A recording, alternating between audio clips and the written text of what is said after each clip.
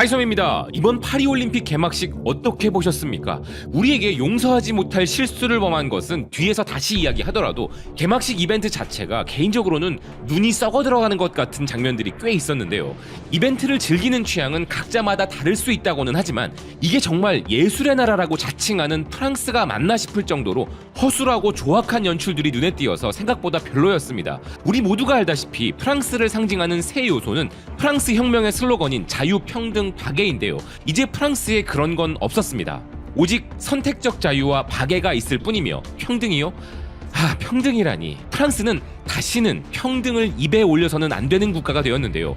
현재 프랑스의 평등이란 것이 어떤 모습이냐면 아프리카 선수들을 선수단 행렬에 참여하지도 못하게 한 것이 그 현실이었습니다.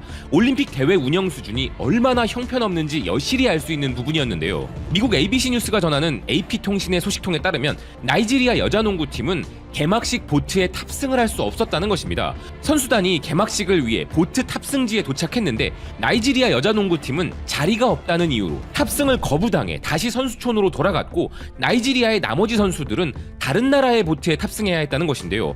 이따위 수준의 운영을 하다 보니 대한민국을 감히 북한으로 부르는 용서할 수 없는 치명적 실수를 범한 것도 전혀 이상하지 않은 것이죠. 파리올림픽과 IOC는 현재 우리나라와 북한에 대한 오류로 전 세계적 비난을 받고 있는데요. AP통신과 로이터 통신을 비롯 우리가 아는 전 세계 모든 주요 외신들이 이 소식을 전하고 있습니다.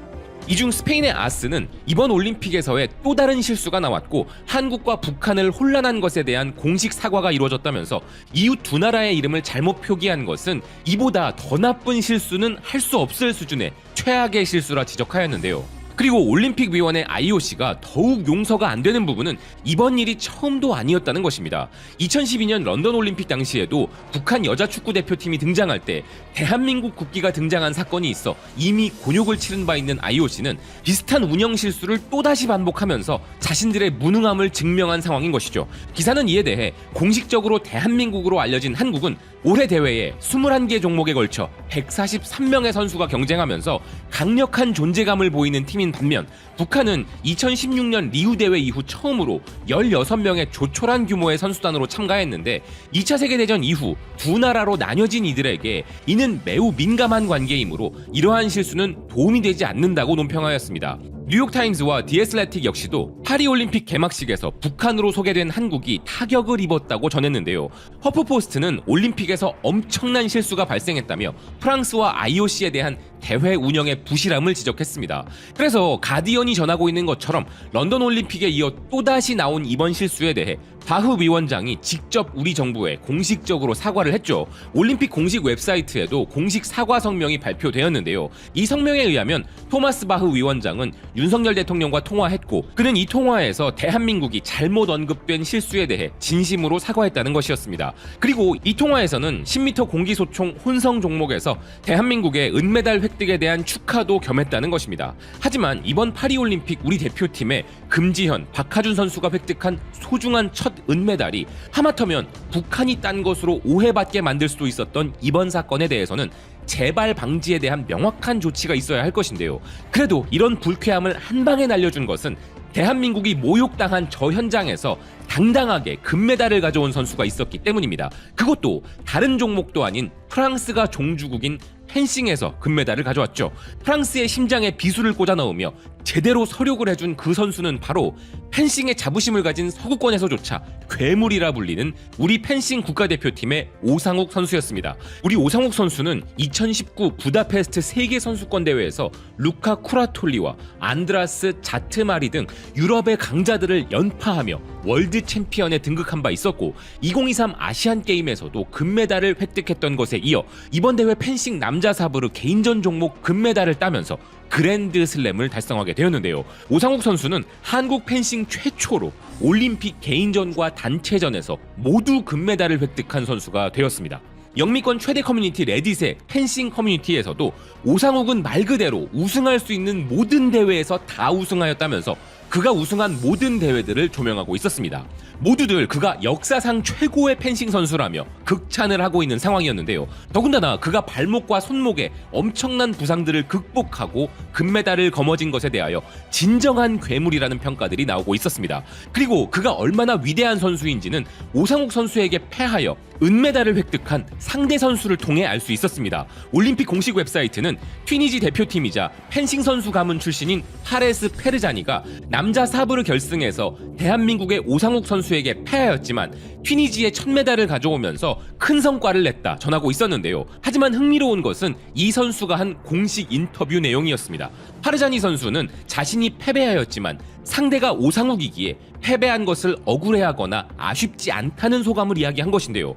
결승전에서 초반 시작은 매우 좋았지만 오상욱은 모든 모멘텀에서 더욱 뛰어났다. 오상욱은 역대 최고의 펜싱 선수 중 한 명이다. 나는 그를 존경한다. 나는 오늘 그를 올림픽 챔피언으로 본다. 나는 좋은 전략을 가지고 있었기 때문에 그를 이기고 싶었지만 그는 그의 코치와 함께 더욱더 스마트했다. 나는 은메달을 가졌고 그는 금메달을 가졌다. 우리는 행복하다. 존중은 매우 중요하다. 이것이 바로 올림픽 정신이다. 파르자니 선수는 이렇게 세계 최강의 괴물 오상욱 선수에 대한 존경과 함께 비록 패배하였어도 정정당당한 승부였고 세계 최강에게 패배하였기에 후회는 없다고 하는 멋진 인터뷰를 남기며 진짜 올림픽 정신이 무엇인지를 보여준 것입니다. 오상욱 선수 역시 상대가 경기 시작 소리를 듣지 못하여 반응을 못했을 때는 장난스러운 행동으로 관중들을 즐겁게 해주기도 했고 결승전 경기 중에 발목을 삐는 장면에서는 보는 우리들의 가슴을 철렁하게 만들었지만 결국 멋진 승리를 거두었는데요. 게다가 상대 선수가 넘어지자 일으켜 세워주는 신사적인 행동으로 찬사를 받았습니다. 그런데 오상욱 선수와 파레스 페르자니의 이런 멋진 올림픽 정신을 또 한 번 더럽힌 파리올림픽 운영진이었는데요. 지금은 수정되었지만 파리올림픽 공식 SNS에서 우리 오상욱 선수의 금메달 소식을 전하면서 그의 이름을 잘못 표기한 사건이 있었던 것입니다. 우리 오상욱 선수의 이름을 오상국으로 잘못 표기한 것인데요. 그를 올림픽 챔피언이라 소개하며 대한민국이 승리했다는 공식 SNS의 글에서조차 오상욱 선수에 대한 대한민국에 대한 실수는 또다시 일어난 것이죠. 이 사태에 화가 난 우리 국민들은 이런 반응을 보이고 있었는데요. 개막식에 나라 이름 틀린 것도 모자라 이제는 선수 이름까지 틀리네. 프랑스 행정력에 감탄이 나온다. 제대로 하는 게 없어. 이 정도면 실수 아닌 거 아닌가? 오상국은 누구야? 그의 이름은 오상욱이야. 이름 오타낸 것도 일부러 저런 듯. 진짜 최악의 올림픽이다. 게다가 이 공식 SNS 계정은 다른 나라들을 소개할 땐 명확하게 국기가 보이게 했지만 우리나라 대표팀을 소개할 때는 유독 태극기가 흐릿하게 나온 사진을 선택하여 눈살을 찌푸리게 만들기도 했는데요. IOC는 앞으로 남은 대회 기간 동안엔 다시는 우리나라와 우리 선수들에게 사과할 일이 없도록 재발 방지를 제발 좀 확실히 해야 할 것입니다. 그래도 이렇게 불편한 마음을 한 방에 날려준 이번 대회 대한민국의 첫 금메달리스트 오상욱 선수에게 다시 한번 진심으로 축하의 말을 전하고 싶습니다. 시청해주셔서 고맙습니다. 또 뵙겠습니다.